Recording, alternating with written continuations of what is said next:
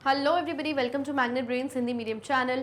और मैं आज स्टार्ट करने वाली हूँ क्लास 7th की यूपी बोर्ड की जो आपकी इंग्लिश बुक है, दैट इज़ रेनबो बुक, उसका चैप्टर नंबर 14 फ्लोरेंस नाइटिंगेल। और इस वीडियो में कवर करने वाली हूँ इस चैप्टर की मैं क्वेश्चंस एंड आंसर्स। और इस वीडियो से पहले मैंने आपको एक सेपरेटली एक वीडियो दे दिया है जिसमें इस पूरे चैप्टर का एक्सप्लेनेशन यानी proper line by line Hindi में अनुवाद है। अगर वो आपने नहीं देखा है तो जल्दी से जाके देख के आइए ताकि फटाफट से आप मेरे सारे क्वेश्चंस के आंसर्स दे पाएं। Okay, and now let's begin with our first question. How did Florence get her name? जो लेडी के बारे में इस चैप्टर में बात कही गई है उसका नाम है फ्लोरेंस नाइटिंगेल। ओके, तो पूछा जा रहा है क्वेश्चन में कि how did Florence get her name? Florence को अपना नाम फ्लोरेंस कैसे मिला, कैसे उसका ये नाम रखा गया? So the answer is Florence got her name from the city Florence in Italy where she was born. तो फ्लोरेंस को अपना नाम एक शहर के नाम के द्वारा मिला जिसका नाम फ्लोरेंस ही था और ये जगह इटली में है। तो इस तरीके से उसको ये नाम मिला और यहीं पे वो बॉर्न हुई थी यानी पैदा भी हुई थी। तो कहा जा रहा है कि इटली कंट्री में एक शहर है जिसका नाम है फ्लोरेंस और यहीं पर फ्लोरेंस नाइटिंगेल नाम की जो औरत है वो पैदा भी हुई थी। तो इसीलिए उसके पेरेंट्स ने, उसके माता पिता ने उसका नाम फ्लोरेंस रख दिया, उस शहर का नाम रख दिया जहां पर वो पैदा हुई थी। Okay, next, what did Florence want to become? Florence अपने जीवन में क्या बनना चाहती थी? बिकम यानी क्या बनना चाहती थी।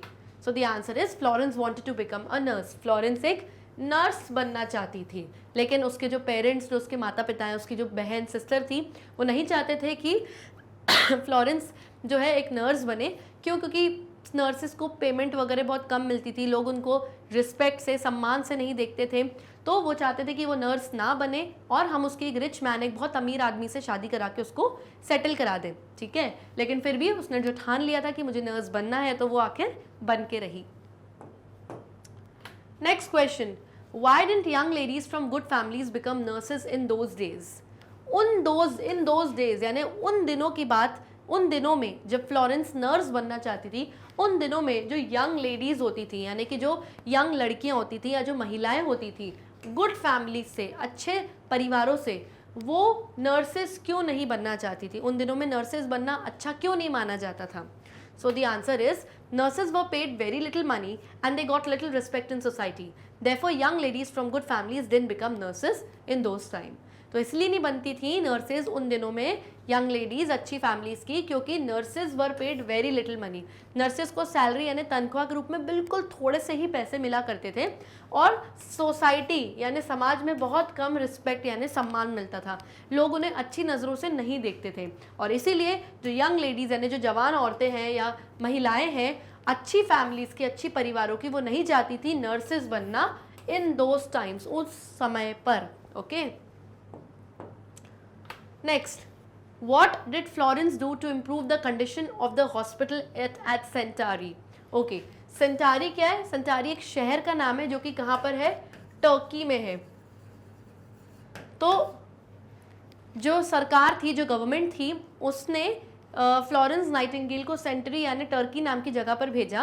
क्यों? क्योंकि एक वॉर, एक युद्ध छोड़ गया था और वहाँ पर बहुत सारे जो सैनिक थे, बहुत सारे जो सोल्जर्स थे वो जख्मी थे और पूरा हॉस्पिटल खचाखच उन सैनिक यानी सोल्जर्स से भरा हुआ था। तो फ्लोरेंस ने जब वहाँ देखा तो हॉस्पिटल की जो कंडीशन थी, जो पूरी स्थिति थी, वो बहुत ख़राब थी। तो फ्लोरेंस ने क्या किया? कंडीशन ऑफ द हॉस्पिटल यानी अस्पताल की स्थिति इम्प्रूव करने के लिए यानी कि सुधारने के लिए फ्लोरेंस ने क्या किया? So the answer is Florence cleaned up the hospital and built a new kitchen to serve better food. तो पहली चीज़ जो फ्लोरेंस ने ये की थी कि क्लीन्ड अप द हॉस्पिटल, उसने पूरा अस्पताल खुद साफ किया एंड वहाँ पर एक नया किचन बनवाया ताकि मरीजों के लिए बेटर फूड यानी बेहतर खाना, अच्छा खाना सर्व किया जाए यानी उनको दिया जाए, साफ सुथरा अच्छा खाना। With her own money she bought new sheets and clothes for the patient. और दूसरी चीज़ उसने क्या करी थी कि विथ हर ओन मनी, अपने खुद के पर्सनल पैसों से उसने वहाँ पर नई शीट्स खरीदी। यानी अस्पताल के बेड पे, बिस्तर पे बिछाने वाली जो चादर होती है, जो शीट्स होती हैं, वो बहुत गंदी थी। तो उसने क्या खरीदी? नई शीट्स, नई चादरें खरीदी अपने खुद के पैसों से। एंड जो पेशेंट्स थे, जो मरीज थे, उनके लिए साफ़ सुथरे अच्छे क्लोथ्स यानी कपड़े खरीदे।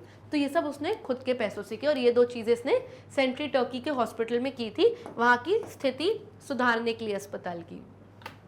Next, why is Florence Nightingale known as the lady with the lamp? Very important question, 100% exam में इसके आने के चांसेस हैं कि जो फ्लोरेंस नाइटिंगेल थी वो क्यों कहलाती थी the lady with the lamp? The lady with the lamp यानी एक ऐसी औरत जिसके हाथ में हमेशा लैम्प रहता है या लैंटर्न जो लालटेन होती है वो रहती है।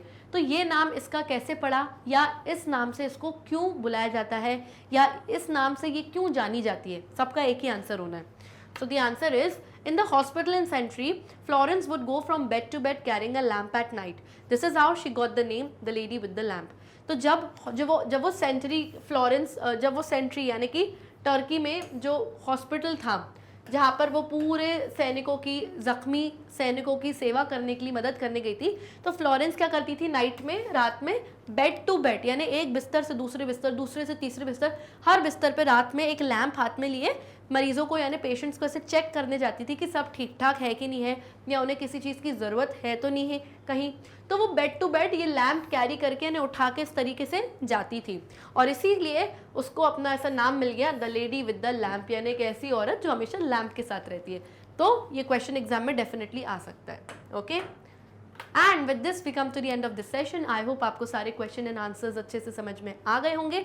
इस वीडियो के बाद अलग से एक वीडियो में पूरे चैप्टर की जो एक्सरसाइजेज हैं वो हम डिस्कस करने वाले हैं, तो उस वीडियो को देखना मत भूलना। And also do not forget to like, subscribe and share our YouTube channel. तब तक के लिए bye bye and take care.